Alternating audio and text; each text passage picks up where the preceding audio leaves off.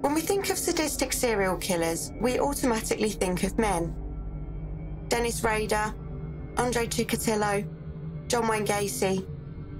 Serial killer women are rarer and often categorised under angels of death or black widows. Sheila LaBarre was driven by her own sadistic fantasies. Sheila K. Bailey was born on July 4th, 1958, in Fort Payne, Alabama. And frankly, she did not stand a chance. Her mother, Ruby Bailey, gave her the nickname Firecracker for her birthday being 4th of July, and Sheila would later say also suited her volatile personality. Sheila grew up in a blue-collar Baptist family. The youngest of 6 children to Ruby and her father, Manuel. Her sister, Lynn, witnessed Sheila be sexually abused by her father from when she was around 4 months old. The family was subjected to verbal, physical abuse, and additionally the girls and their mother to sexual abuse. Manuel often came home drunk and would become violent. Her father would bring over men to assault the girls, whom he often referred to in front of the children as their uncles. Sheila remembered one uncle who would force his hand up her skirt and laughing at her, saying, "Sheila, that's a Spanish name." Her sister, Lynn, described one night where Manuel came home drunk and angry. He overturned the cast iron stove and tried to topple the refrigerator, but struggled, and instead opened its door and began throwing food first across the kitchen and then directly at the family. Ruby tried to flee with the children and got into the car, and Manuel appeared and swung at the driver's side window. I think the window was down, and obviously he didn't know that because he drew back with his fist or his hand or something was going to break the window out, because when he come through it, there was no window rolled up, and he was doing it with such force it threw his body into the car on top of Mother.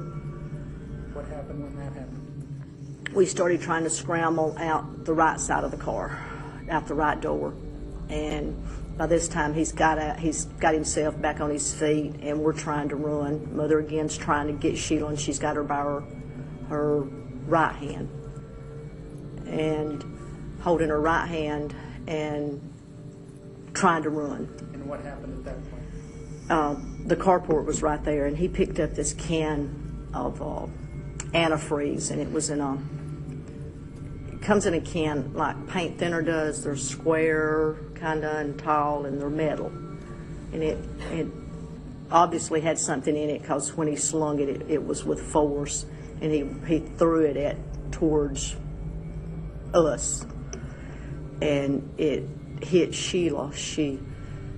It caught her in the side of the head here. She reached up like this to try to stop it, and it hit her fingers. Her 4 little fingers were dented in from this bottom ridge or something on that can. What happened next?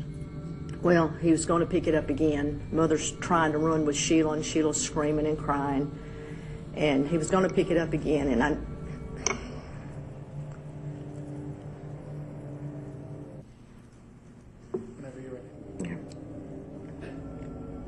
I didn't want him to throw it again and hit her again, so I jumped up on as he bent over to pick it up, I jumped up around his neck, trying to wrestle him a little bit. Of course, he threw me off, but that gave Mother and Sheila time to get around the front of the house. And see where they went at that point?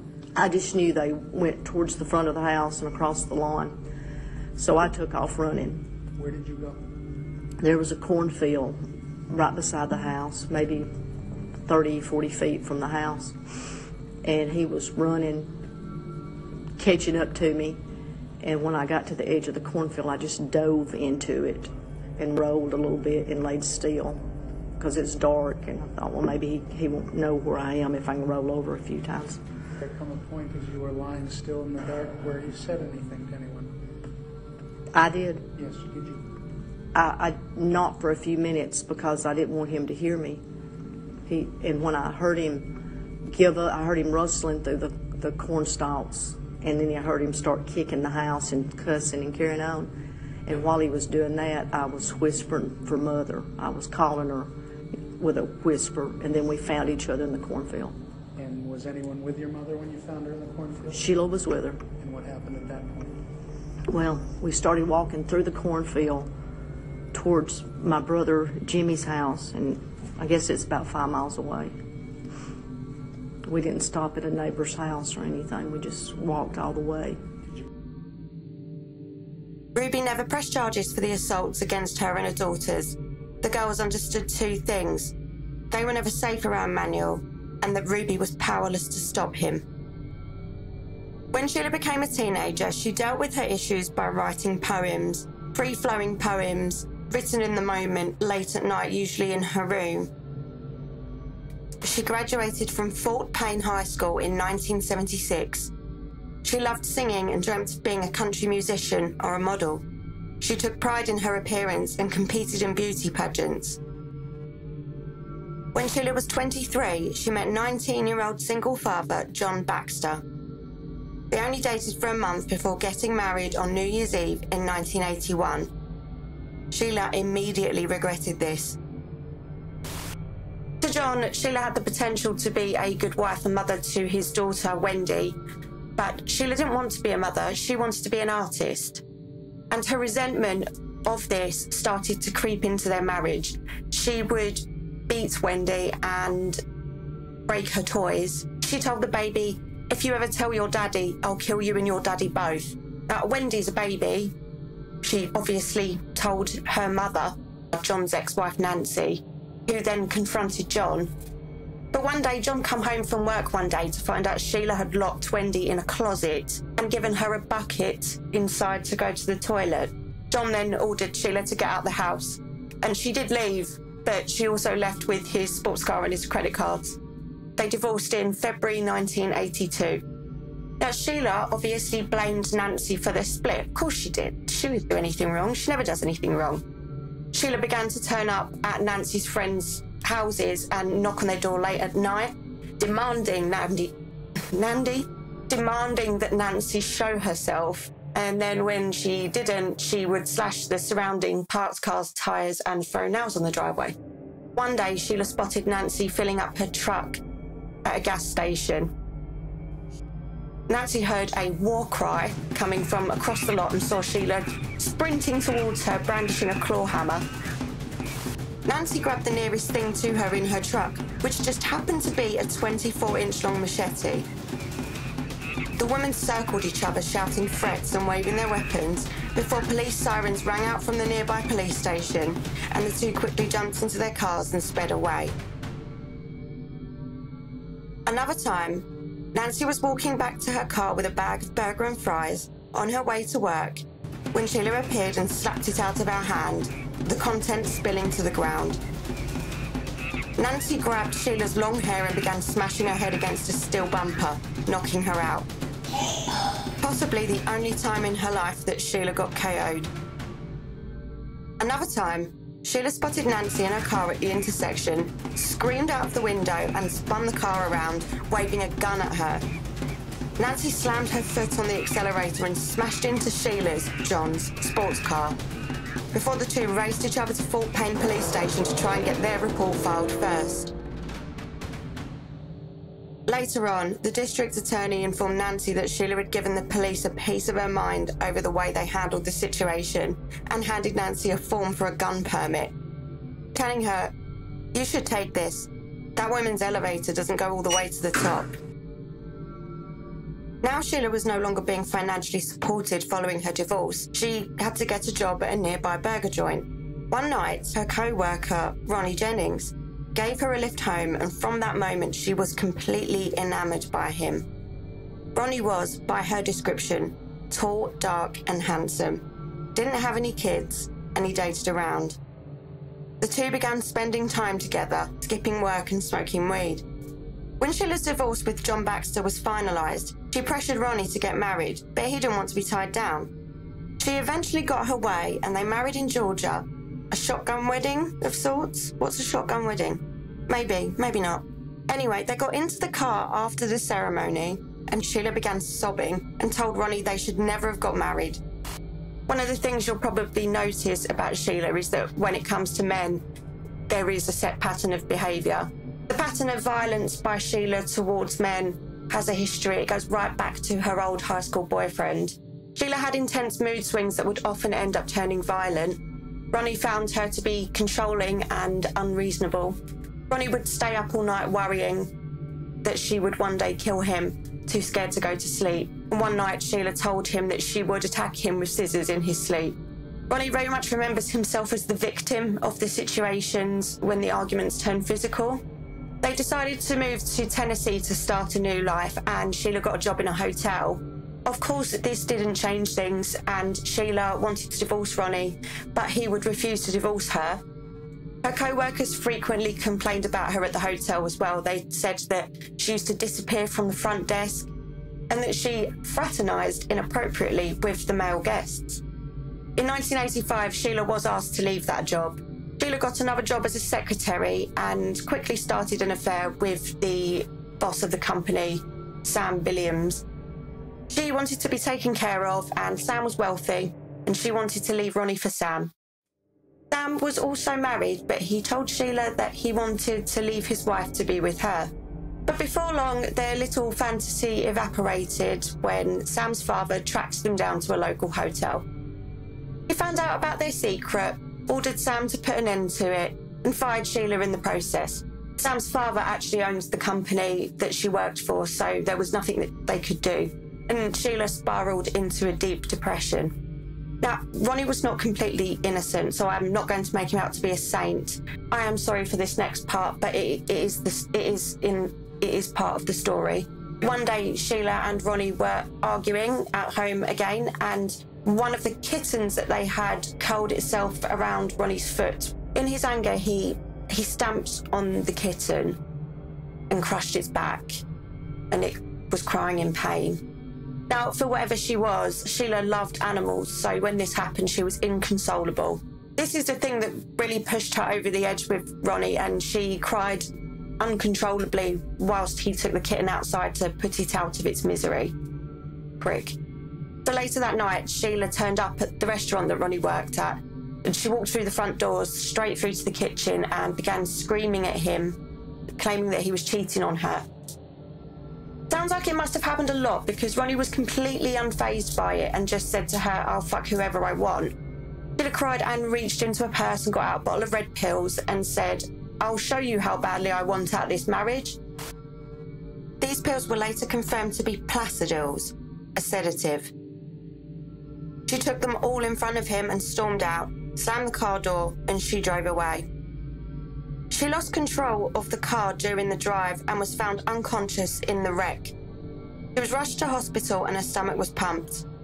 Sheila remained in a coma for 8 days. When she came to, she was sent to a psychiatric unit. During her time there, she called her sister crying, begging Lynn to get her out of the place. She told her that a staff member had tried to assault her. After 30 days, Sheila was released from the unit. She believed she was in good mental health, but Ronnie disagreed and called her unbalanced. She resented Ronnie and blamed him for getting her committed. At the end of a 4-year roller coaster, Ronnie finally agreed to end the marriage. In 1987, Sheila was flicking through the Globe, a national newspaper, when a Lonely Hearts ad from a doctor caught her eye.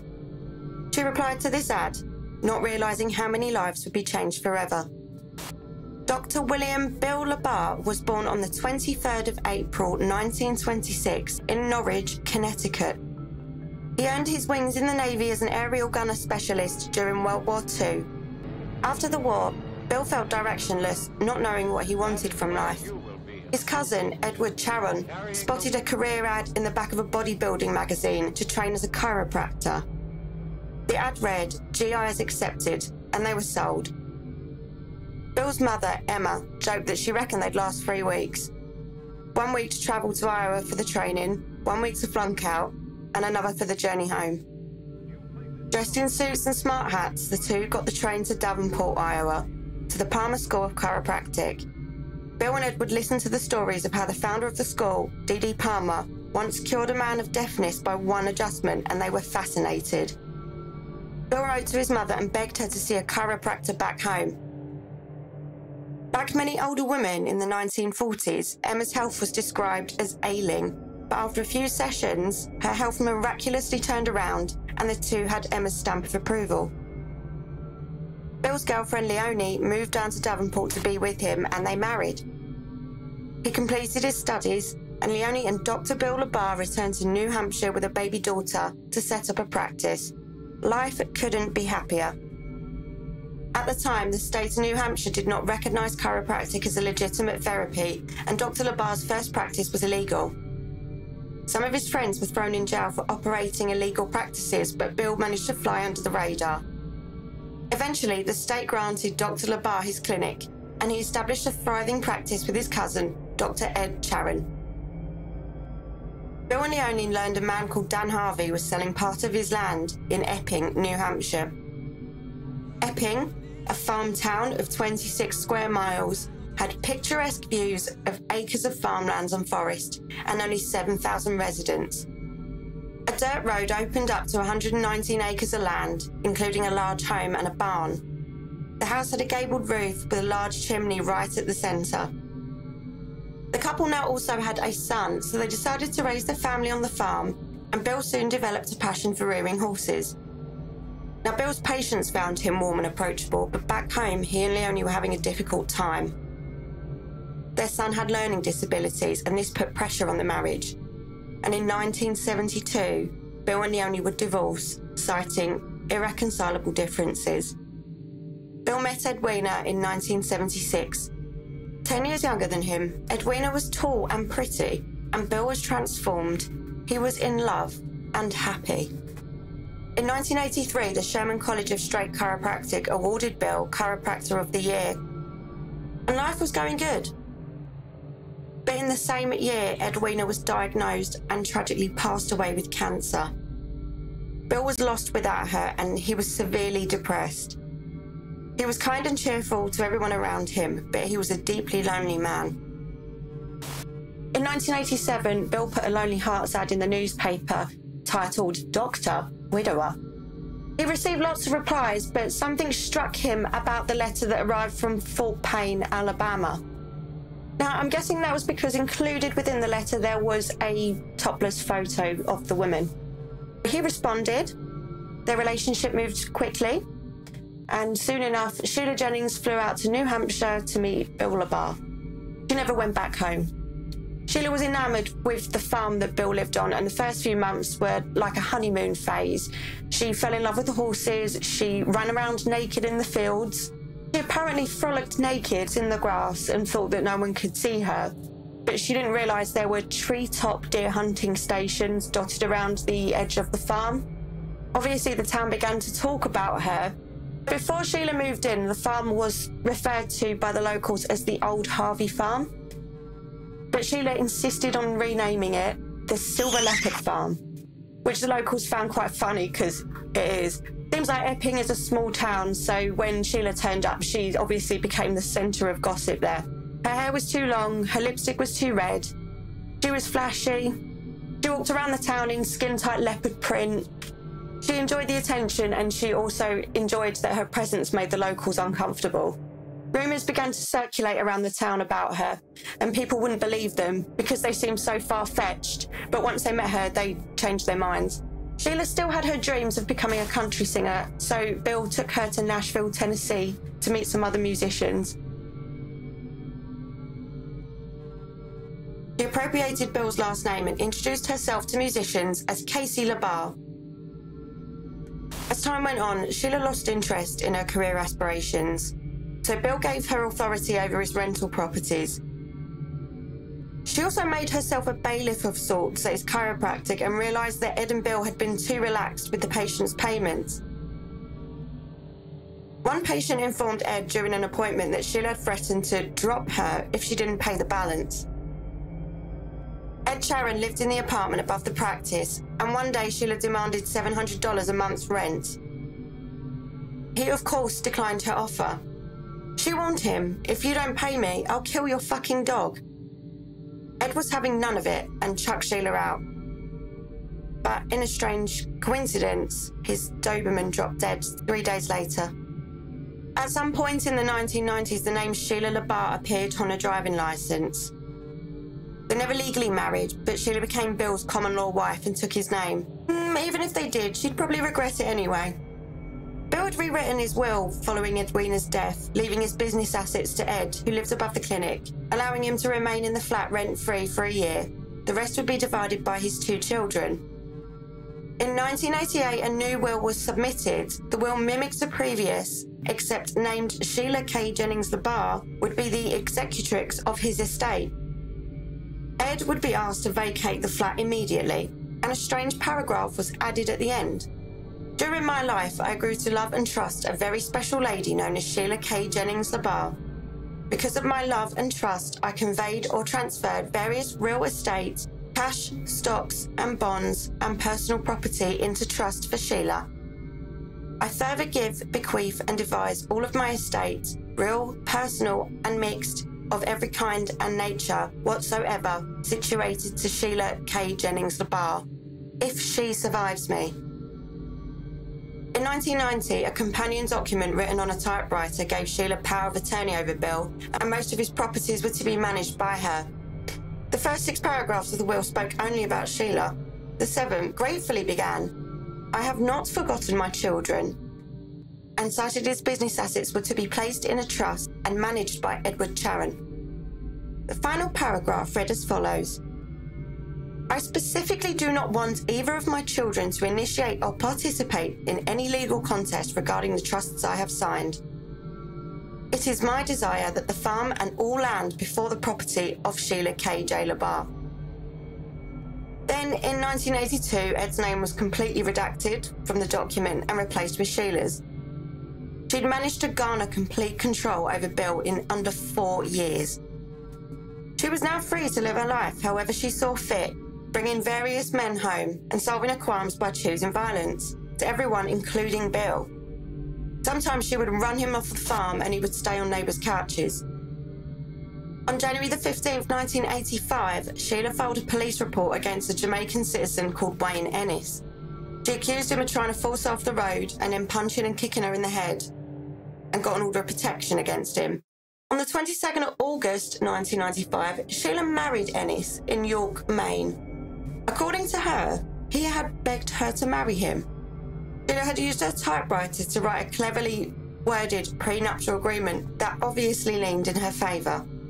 Wayne often stayed at Bill's farm with Sheila, with his knowledge. Bill had stopped having sex with Sheila, but she told him she had needs. So he tolerated the relationship, and this left others confused. Sheila justified it by telling people she still satisfied Bill with her hand.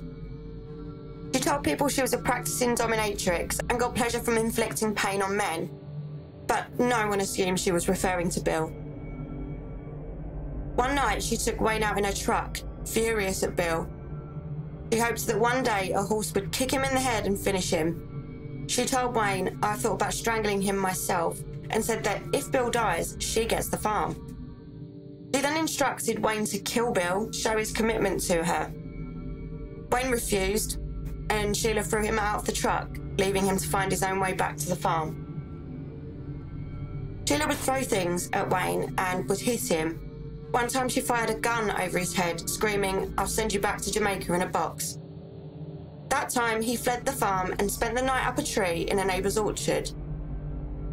Sheila would often use his ethnicity against him, telling him, who are they going to believe, a black nigger or a white American woman?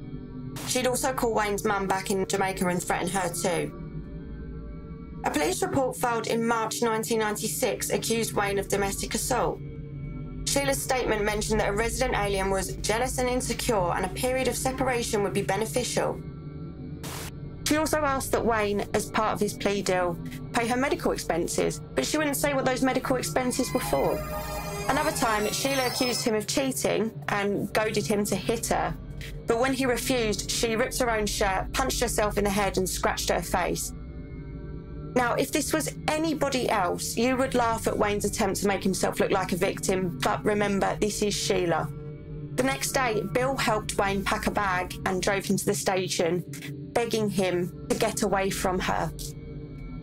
But Wayne loved her, and he came back. On another occasion, Wayne had locked himself in the apartment above the practice and wouldn't let Sheila in.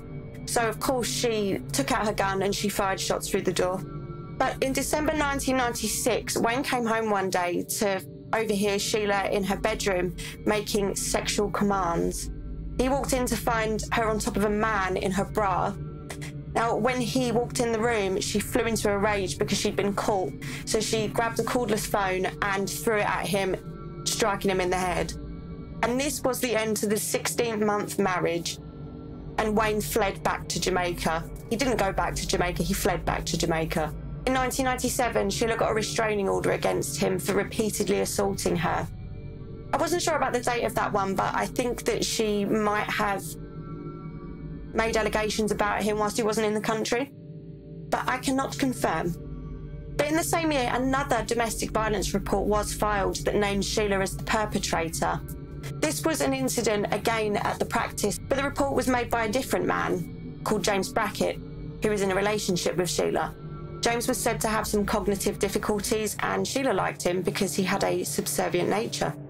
So it was about 4:30 a.m. when an argument broke out. James carried a penknife on him, apparently, all the time when he was around Sheila because he was so scared of her. He took the knife out during the argument, and Sheila grabbed the sharp end of the knife and cut her palm. And when she did this, she let out a death cry and lunged towards him. She'd stabbed him in the forehead with a pair of scissors. He needed 4 stitches. Sheila was arrested very shortly after this. She claimed that he'd injured her too. So she exposed her breasts to show the police officer the invisible injury that he'd given her. And during the arraignment, Sheila would talk over the judge and eventually screamed, "I'm bleeding from the vagina."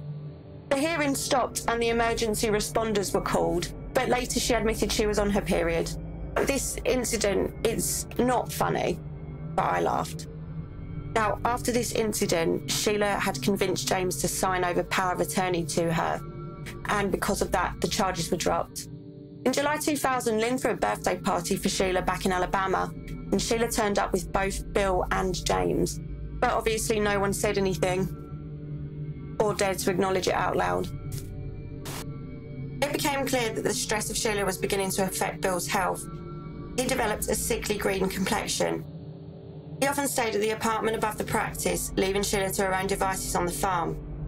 Bill's daughter, Laura, routinely spoke with him about Sheila, imploring him to throw her out. He would agree with Laura, but then Sheila would cry hysterically, and he always backed down.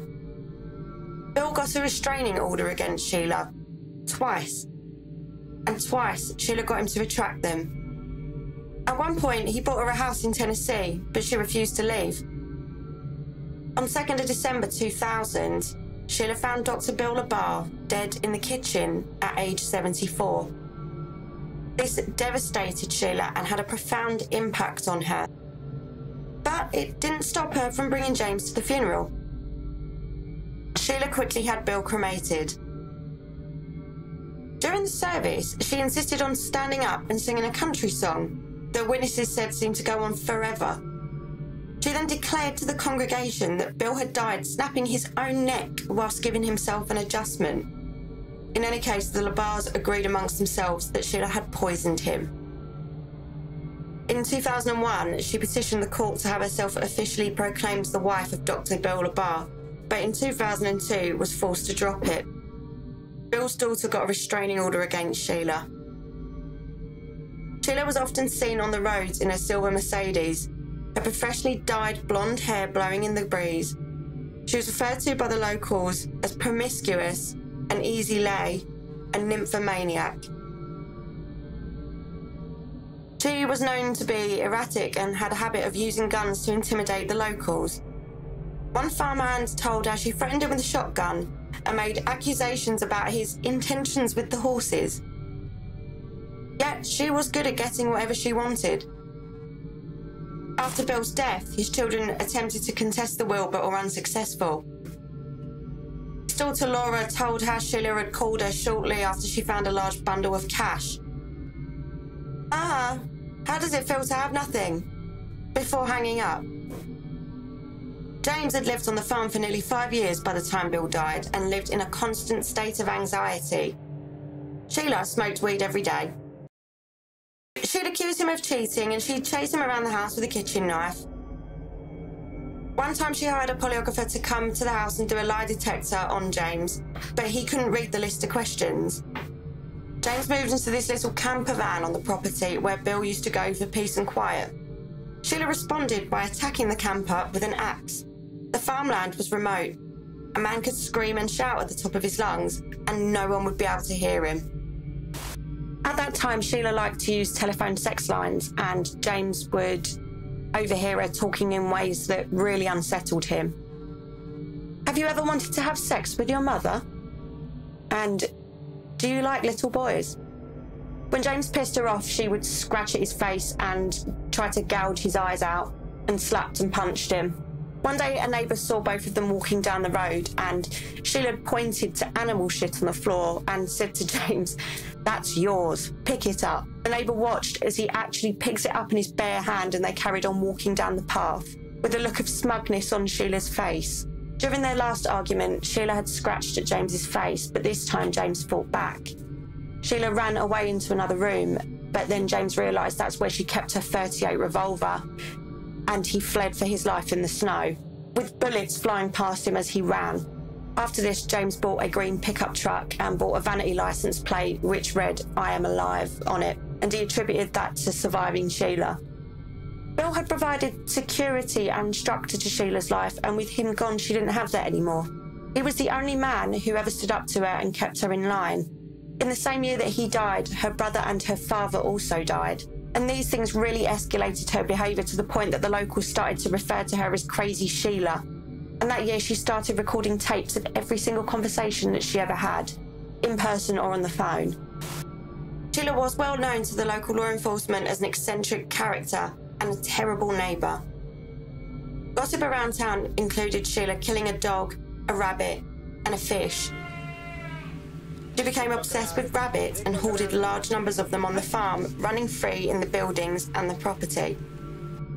Sheila would type angry letters on her typewriter to the town council, the police, and the Department of Inland Revenue when she fell short on her taxes. Sheila was flush with money, but it was her pride that drove her anger. When the police chief eventually refused to take her calls, she sent letters to the station from her fax machine. She would storm into the precinct brandishing letters of complaint, usually minor inconveniences or petty annoyances, directed at both the citizens and the officers. She would send rants to the station after hours by her fax machine. Apparently her issue with the police began when she was once pulled over and charged with marijuana possession. An expensive lawyer had expunged the charge, but Sheila had held a grudge ever since. She wrote to the police accusing someone of poisoning her cat. She also wrote a complaint about the chief of police, accusing him of oppressing her. One day she told her sister Lynn that paedophiles were drawn to her. She could talk to any man long enough and know whether or not they were paedophiles. Lynn later said in court she seemed somewhat obsessed with talking with that kind of person.